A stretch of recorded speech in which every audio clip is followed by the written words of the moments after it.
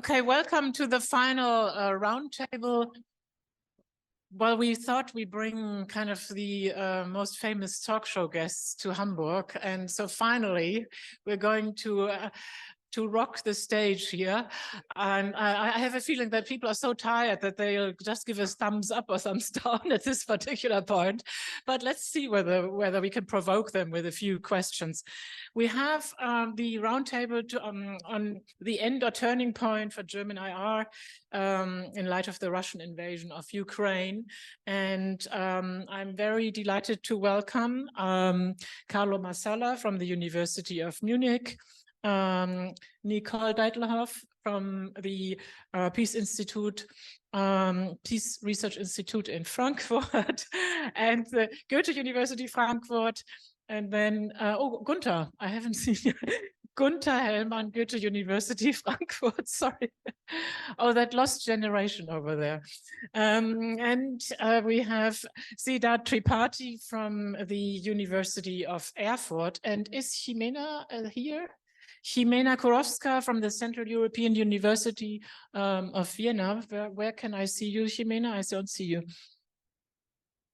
Can you hear us? Can you see us? There you are, Xymena. Yes, hello. I can hear you and I can see you from Northern England tonight. Thank you very much. Fantastic, fantastic. Well, as these roundtables go, the roundtable participants are well prepared. They got the questions in advance. We do this in ISA style. So first of all, let's kick off with a question on what possibilities you see for the solution of the Russian invasion, which is a small point, and what would be your advice and or vision for IR in the 21st century? And take your pick which one you want to answer first, and then we'll have a follow-up question. So if I thought, if you just start with 4 to 5 minutes input, and perhaps we start. Gunther, would you like to start? Please go ahead. Okay, can you hear me? Yeah. Well, thanks for organizing this, Antje, again. I have essentially two core theses, which I just want to read because I thought quite some time about them in order to make them sharp enough.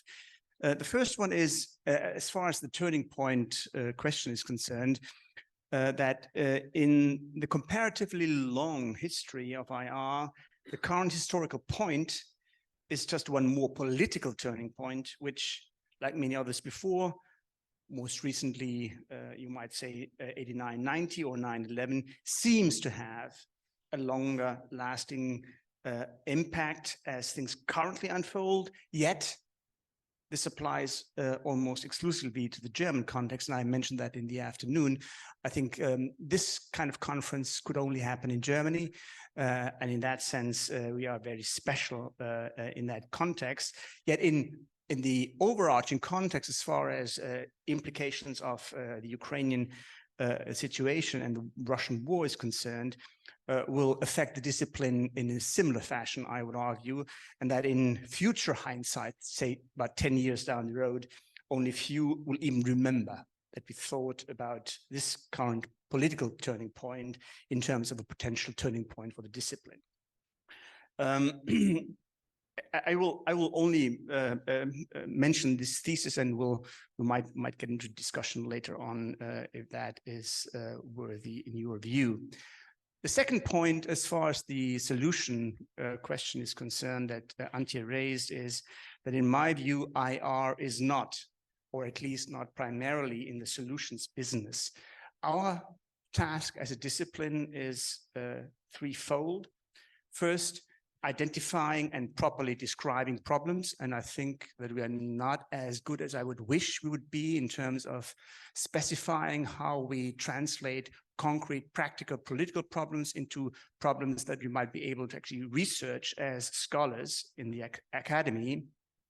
The second task, I think, is helping others to better understand to what extent these problems are complex.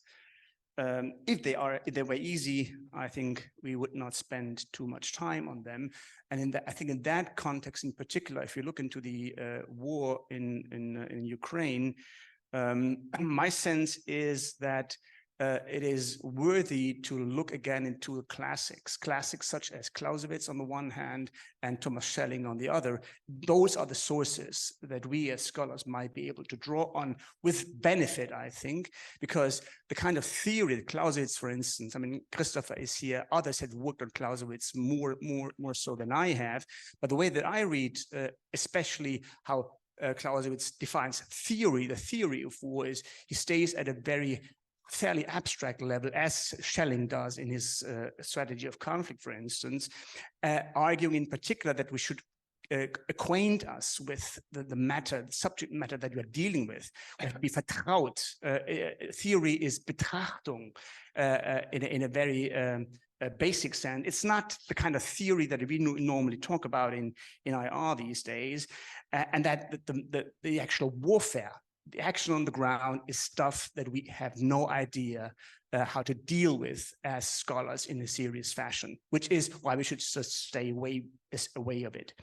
And the third task, I think, is, and then I will stop, we should be trying to develop to the extent possible. And I think Mark Weller in his presentation made a tremendously convincing point why this is so extremely difficult. We should try to discuss alternative paths in terms of what possible solutions might actually look like, but that this is incredibly difficult at this point in time. In many ways, I'm sometimes reminded of an old, hotly debated article which was published by Edward Lotwak, I think more than 20 or 30 years ago, that we have to let just wars burn out. In many ways, I think this is not what I wish for, but I'm afraid that this will probably happen, which is why I think there's more reason to be even more cautious as far as discussing possible alternative paths is concerned. Thank you very much, Gunther. Shall we follow up with Carlo directly? Okay. How many minutes do I have? Five? 50. Well, basically, I mean, with most of the points Gunther made, I would totally agree. So probably I made some footnotes to his comments. I mean, first of all, I think that the 24th of February for IR theory was not a turning point. Differently from the fall of the wall and 9/11, a lot of researchers since years pointed to the fact that there is a high possibility that Russia would use force to invade and conquer Ukraine. So it might have been a turning point for politics, but definitely not for us, for most of us. I mean, who dealt with questions of great power politics, of war and peace and so on and so forth. So differently, this was not an unexpected event which came out of the blue, like the fall of the wall and the attack on the Twin Towers. And therefore, I don't think that this is a turning point in that respect. And whoever claims this, I think this is greatly exaggerated.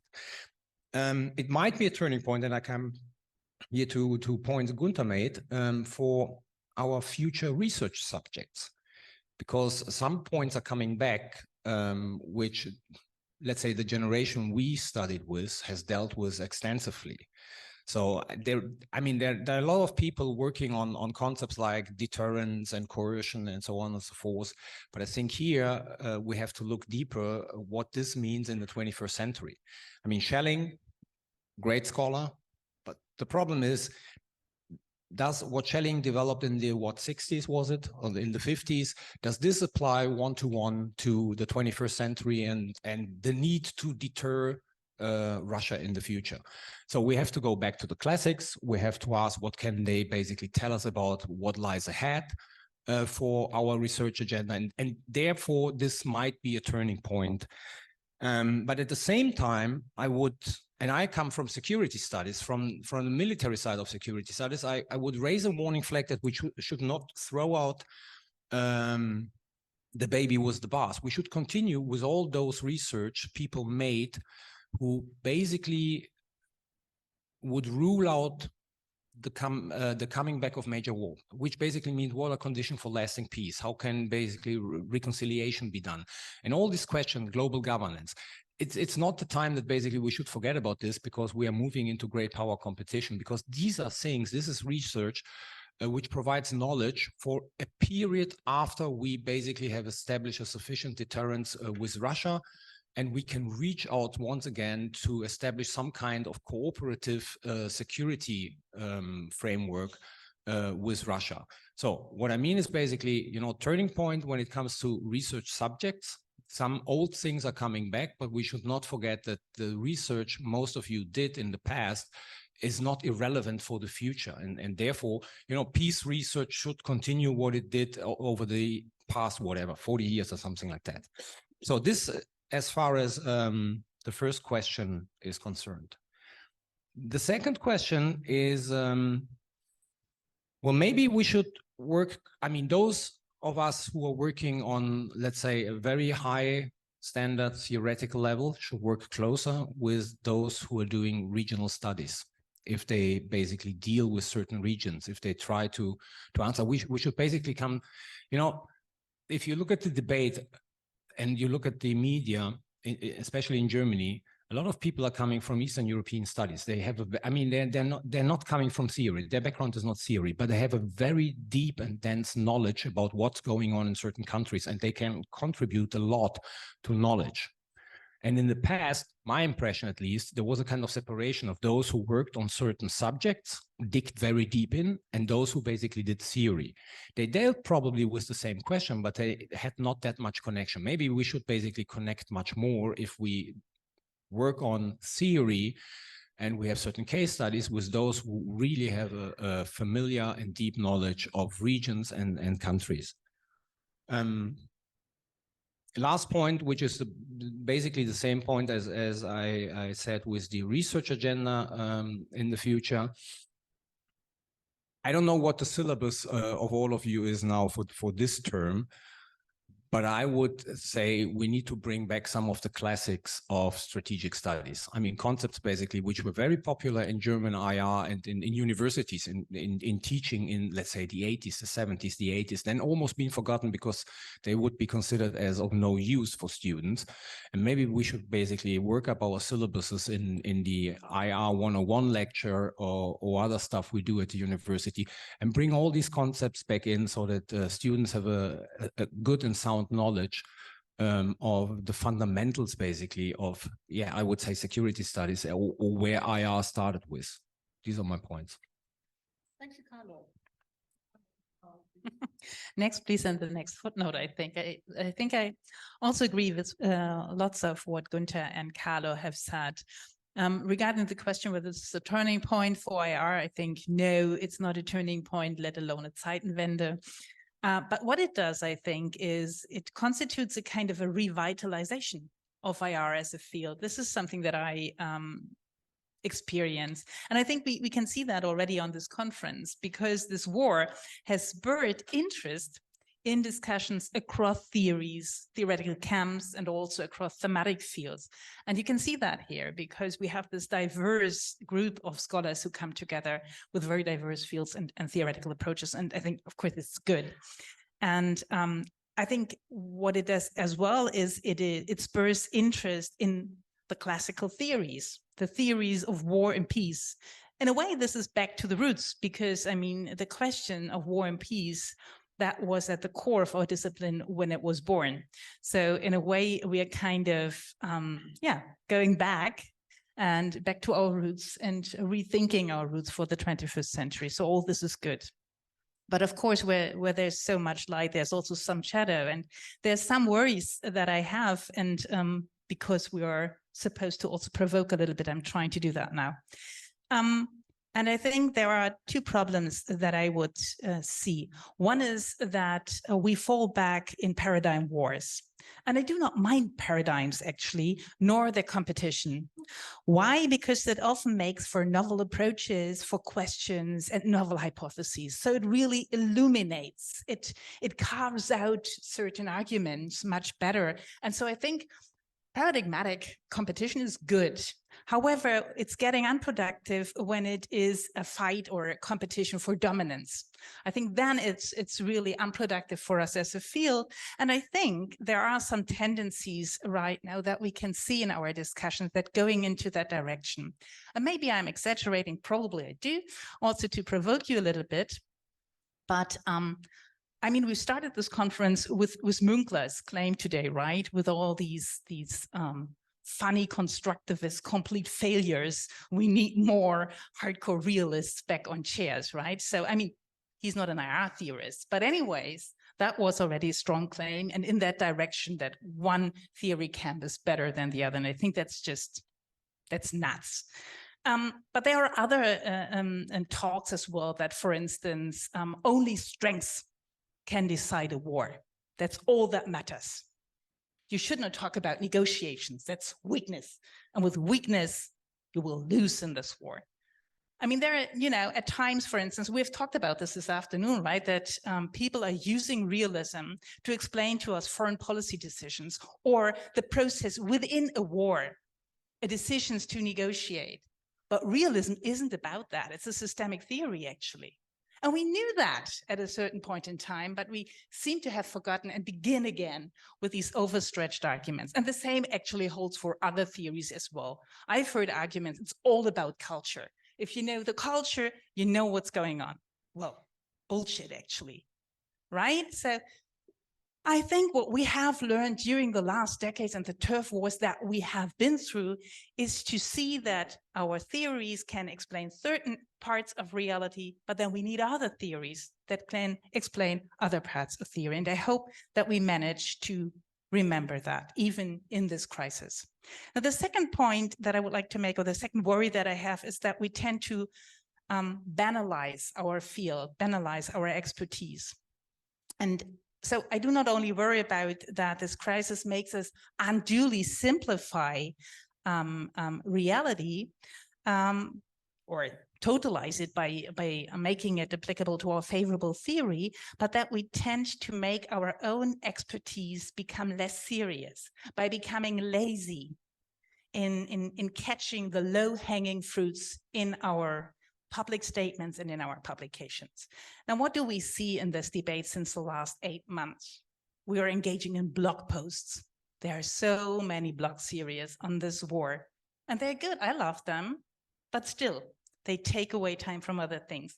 There are several great Twitter debates, and there are entertaining, publicly accessible books that are written on this conflict. And they're all great, and they're great to make the public and policymakers get to know us and get a sense of the potential for orientation that we could give to them. However, the more we engage as a field in these kind of low-hanging fruits, and I want to provoke us, is it prevents us from thinking our ideas thoroughly. Our blog posts are simple ideas, simple points being made because there is not much space. But our goal as scientists is to think thoroughly, to collect data, and then to evaluate on that data. And it also means that we are jumping to conclusions for the sake of public visibility. And I think this has always the risk of banalizing what we're doing. Now, don't get me wrong, I'm not arguing against taking public roles. I'm not arguing against doing Twitter debates. Obviously, I'm involved in that, and I'm doing all this kind of stuff. What I'm arguing about is that we need to balance that. We need to balance this kind of public engagement that we're doing, the kind of policy-oriented writings that we're doing, with the more thoroughly and long and times boring maybe, exercises in writing articles and thick books or drilling the thick boards that we are meant to do. Thanks. Thank you very much, Nicole. Siddharth, please, if you want to follow. And then Xymena gets the final word, and then we open up. Okay. So I really wonder why I'm here in a German conference, IR conference, as a non-German. So let me give you a brief idea of why I'll have more questions than answers, as everyone here claims to answer a lot of questions about Ukraine. I was asked to diversify the panel, and I can see why it is required, if you look around here. And also it brings a huge responsibility on me that I am, as a brown person, as a person of color, is responsible to diversify the voices, which I guess is a very heavy burden, and I'm not sure if I'll be able to fulfill that, but at least I can try. So I've been trained in India and have been in Germany for the last 5 years. And why it's important is that I've been able to identify a lot of convergences and divergences, also because of this in-between position of an insider, outsider, or outsider, insider, however you want to perceive that. Now, why this is important is because it has, this own positionality has also made me think about how much I am part and product of the process, itself. And I guess we all are as academics, and something which we don't often see. And this has basically led me to look at the vantage points through which we discuss IR and look at IR. In India, what we were taught, or at least what we were taught is that we are part of the world. So we are just one part of the broader world. Whereas when I came here, it looks like this is the world and this is the center of the world. That's something which I find the most important divergence to mention. There are many others, but I don't want to get into that. And this has led me to sort of not only question what has been discussed, but also question the questions, which brings me to what Antje mentioned about the turning, or this has been discussed here about turning or endpoint of IR. And I wonder why this particular instance, that the Russian aggression against Ukraine, triggered a debate about the quality of German IR and not others. Is it because there's a lack of understanding or a selective erasure of imperialism, colonialism, and also coloniality in knowledge production? This time is just another imperial power and not the US or Europe. Is this discussion happening because the war, which is a characteristic feature of the jungle, as you all know, has come back to the garden, and Europe can no longer close its eyes like a pigeon when it is attacked by a cat, closes its eye thinking that the cat doesn't see it, and pretend everything is fine. So the reality, I mean, in the other part of the world has not been very different than what it is now. So I don't see there is why this has not been discussed before, and it's coming up only now. I also think about there's a selective amnesia that exists in ways of seeing that doesn't prevent ways of happening in reality. And coming from South Asia and following conflicts in other parts of the world very closely, I've seen that maybe we need to relook at how we sort of look at different parts and different ideas. And that leads me to the question of, when we talk about the international, that what is the international and who actually is the international? I mean, who's talking about the international here, and who's excluded from the international relations sort of, production of knowledge, and who's marginalized, whose voices are excluded.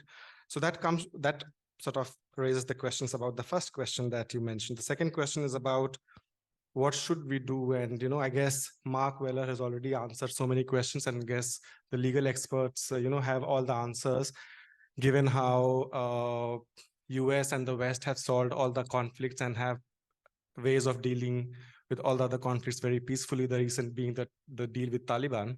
So I guess I wouldn't have much to say. And anyways, I don't believe in the politics of should and advising others. I guess what I believe is basically to have more dialogic encounters, which goes beyond the epistemic and the structural hierarchies that exist on account of coloniality and racialized practices within the discipline as such. Maybe to start with, we can look at the empires and coloniality as units of analysis, or looking at imperial ways of framing the world and having a global anti-colonial vision. I'll stop there. Fantastic. Thank you very much. For the final contribution to the first round. There you are. Okay. Good to see you. Yes. Hi. The floor is yours. Yes, sorry. I think I got frozen for a minute. It's difficult to speak as the last person on this panel, especially after just the previous contribution, and especially since I really am an outsider. I do not know German IR, except for the work of all the people on the panel, which I do know, but not in the sense of a national academia. And I will certainly not say Germany and German IR in particular. But I have, I'm not even sure if I will provoke here, but I've decided that more than precisely also giving solutions or advice, I might have a little bit of a reflection also about knowledge production. And whether it is a turning point of IR or the death of IR, I'm only middle-aged, and I have heard this already so many times that IR is dying and IR theory is dying, and there is another turning point. And I have to say that I have a very limited compassion to this, because I think it's really speaking from a position of disciplinary privilege. So I will almost kind of skip this question, but what I will try to focus on a little bit is what, and again, I don't know enough the German academia, but what I see in the global academia, let's say, I do notice this revival of old categories and concepts, which is not revisiting classic theories to me, but it is more like basically falling back on default formulas, and which is also for me a form of avoiding contextual thinking and avoiding contextual theorizing. And if there is one main point I would like to make, is precisely that part of the reason of this, let's say, epistemic anxiety that we might be in is that it is so difficult to think contextually, but not only because of our kind of structural limitations, but also because these old kind of formulas and concepts and default positions, it's also a form of power practice. And if you look from my own positionality, so to say, where I come from in terms of socialization into the discipline and where I'm based and what I'm working on, you see that throughout the war, as many of the panelists also have somewhat alluded to, much of the analysis of the conflict and in academia and media, it's been rooted in extant theories of international relations, and it might have been dominated by the neorealist frame, it might have, but it is far from limited to it. There are other kind of default frames there, and what I think they have in common, regardless of the epistemological and paradigmatic difference, is that the analysis, prediction and prescription, they have been made by scholars with expertise in theory, but very limited familiarity with the region and its politics and its history. Maybe it's been different in Germany, but globally, I don't really see this difference. And I'm saying this as a trained IR theorist. And Polish scholars, Jan Dudkiewicz and Jan Smoleński, if I may start with a regional angle, have used this notion epistemic superimposition, which basically describes the process of overlaying abstract theories onto unique historical and political context. And obviously this is something that all theories do, and we have debated this beforehand, but it is kind of also quite striking. It's in this very context that we do not bring regional expertise, voices from the region that would be speaking about how they are being framed in the global debate. So that's one aspect of it. I would also say that a version of this power practice of epistemic superimposition is the Russia-centric approach to the study of the post-Soviet space, but also post-socialist space. And this is something that I have been actively participating in. So I'm part of this sort of epistemic superposition that I'm trying to reflect on. And as it's been just mentioned, from a different angle, I think that the Russia-centric approach to regional studies is also a way of reproducing imperial colonial narratives. And here comes also a reflection on knowledge production. I have also often been positioned as a Russia expert and have contributed to a critical approach, a critical tradition which attempts to explain Russia as an ambivalent, complex, compounded subject matter which derives from Russia's liminal position in the hierarchies of international society.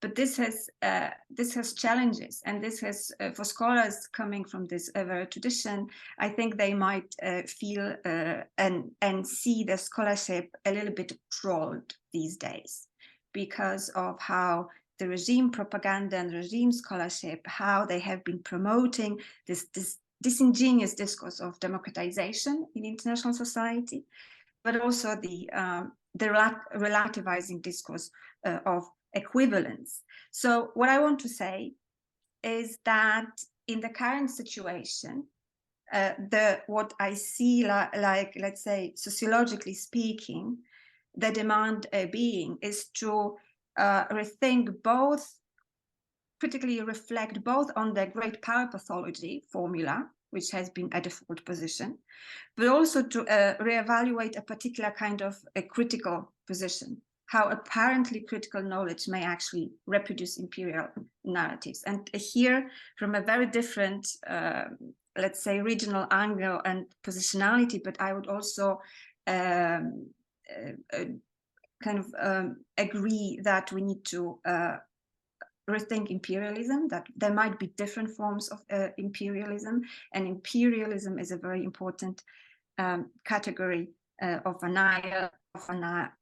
analysis. And I will finish this thought by saying that if constructivism is to blame for anything, and I've heard that was part of the inspiration from the panel, it may be because certainly I and some others around me might not have been constructivist enough, really, in terms of contextual theorizing. We might not have practiced constructivism to its full potential, and we might have become formulaic instead.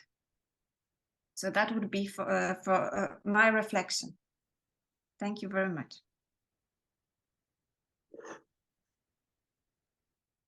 Well, thank you very much, Xymena. Well, I see now an interface between a leading constructivist and a leading realist. And you're both talking about the necessity to talk about, read more about regions and to avoid, and I like that term, and I would term it outside framing.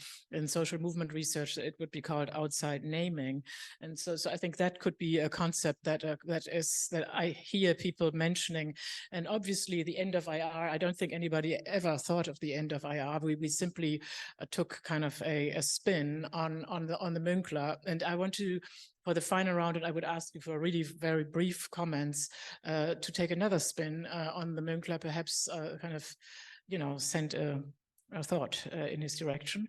The question here is, what's the role of society in triggering and ending warfare? And are universities, are we in our political science department sufficiently equipped to study societal impact on this aspect, on negotiations, on ending wars? Because we have talked a lot about states today, and it almost sounded like we're going to go back to talk about definitions of states. But my point would be, my argument would be, without society, there's no way forward in this. And who would like to start? I'll simply ask you now. Anybody to volunteer on this? Nicole. Icebreaker. I'm not sure. I think there are several different questions hidden behind this. What has society to do with it? I mean, one thing maybe regarding universities and how well are they equipped to do, for instance, to explain our knowledge to the wider public. I think a problem that we have at universities, and we talked about that actually before the roundtable, is that there are no trainings for scientists, to how to deal, for instance, with the media. How do you get the things in an understandable way out there in the public? And I think this is something that we have to work on. I mean, if this is a task for science and for scientists, then we need to train them for that so that they feel comfortable in a way and do not fear every encounter with the media. But then I think another thing that you were asking is, are universities also spaces for change in a way, right? I mean, and of course, this is one aspect of that, explaining what we know, and maybe by that contributing to policy change or anything like that, or to maybe finding solutions, I'm not sure. But it's of course also in a way of providing a space to think even about what's going on out there. And that of course means that we have to be flexible, so that we, for instance, even if we have already set up curricula for the term, that we switch it. But I think the German university are in that respect much better than their reputation. At least from the university that I visited during the last 8 months, I had the feeling that they were immensely proactive in doing other formats, in providing thinking space, and also in helping, actually, in organizing help for Ukraine and organizing help for refugees and so on and so forth. So I think there's a lot going on. And now I would like to hand over to someone. I'm not quite sure if I understood your question correctly, Antje, about the society, but Clausewitz has been mentioned. The Holy Trinity. I mean, war is the relationship and the interaction between society, politics, and the military. And what we see in this war is that Russia is targeting our societies. I mean, societies are key. Putin, the way he set up the campaign, is avoiding that large parts of the Russian society gets involved, because he's sending mostly the ethnic minorities to the front, because he doesn't want the ethnic Russians, to die in Ukraine and then create basically back home their families' societal problems, which endangers his power position.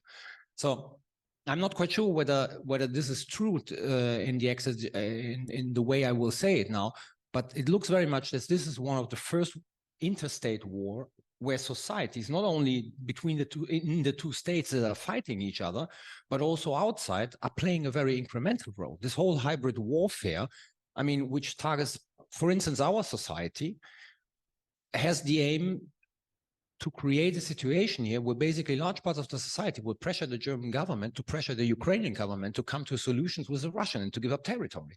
So this is part of the war. This is exactly, let's say, it's a structural feature of the war as the fighting in Ukraine. So in this war, the question, how will this war end? Societies will play an important role. And even Zelensky in the negotiations, from when did they start? March, right? He said basically, whatever I will agree upon here with the Russians, I have to submit to a referendum back home. So even there, society is central. Well, the way that I think how society relates to the state, government, and war is maybe fairly simplistic. I look at it in terms of permissiveness rather than empowerment, meaning that the state can get away, meaning governing elites can get away with a lot of things when we talk about war, as long as society allows for it, is permissive in granting that kind of space. I think we are lucky in our Western type democracies, and that's at least my personal view, that we have created this academic space of reflection, and I would even say the ivory tower as a place where we can indeed withdraw from the pressures of daily labor and work, and think about all these difficult issues. And I think, just picking up on what was discussed before, both Nicole's point and then Carlo and Xymena's point, that one of the great dangers now is that there's a lot of pressure from the social media world in terms of coming down with fairly succinct, quick,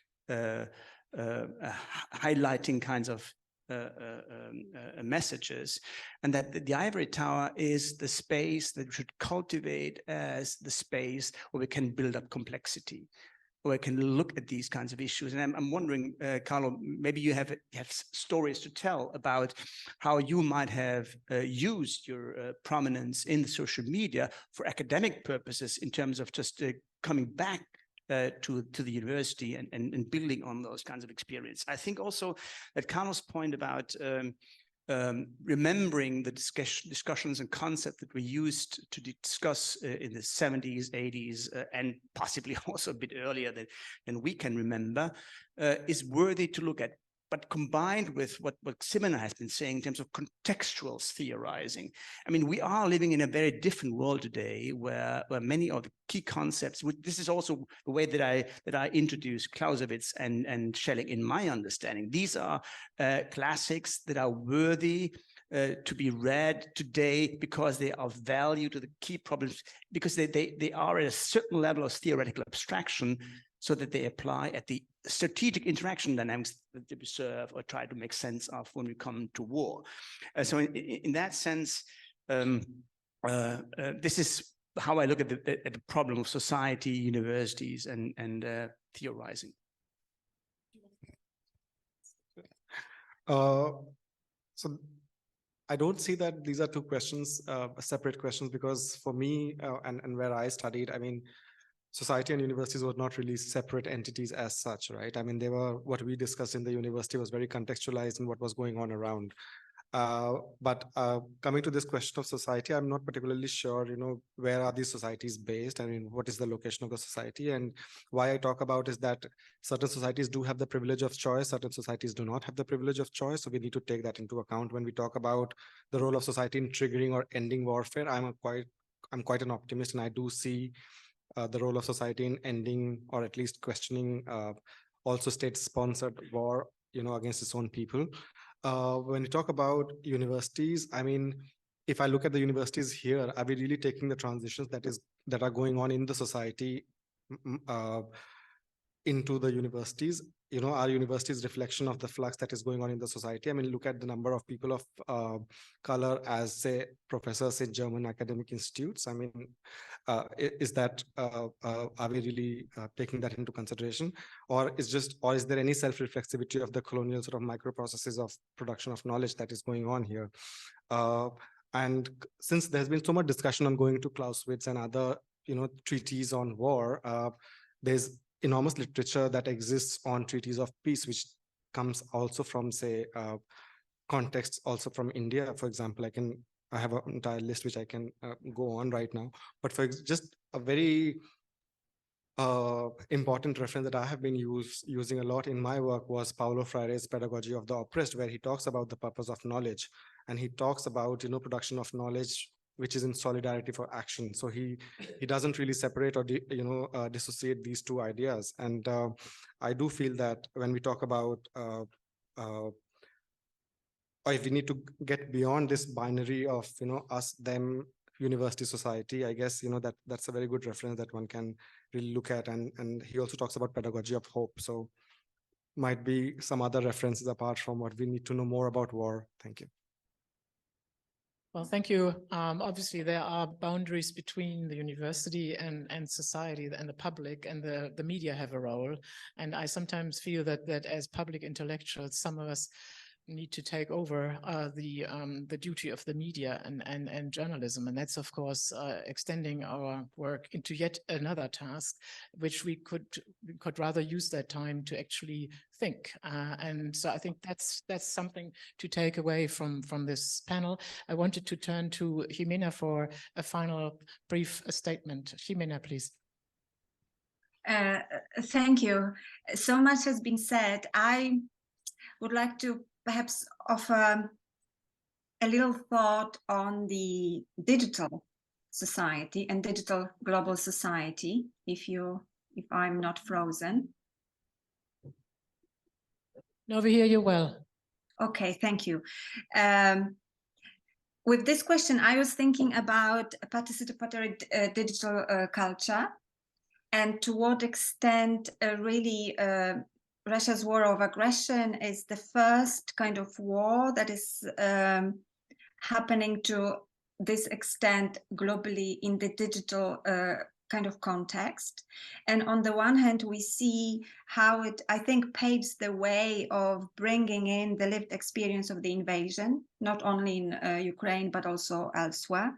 And to what extent, indeed, that's a possibility of redefining expertise, looking more to citizen-based and expertise, also as a form of resistance, and how we can center citizens. But at the very same time, I think what needs to be thought about is also that this participatory expertise might and does turn also into a form of digital militarism. And when the question was about the role of society, it can also be very escalatory, where indeed the categories of combatants and civilian and military distinctions are being redrawn, because media magnify the narrative dimension of war, and this and violence certainly sells, and that relates also to our expertise on social media and Twitter.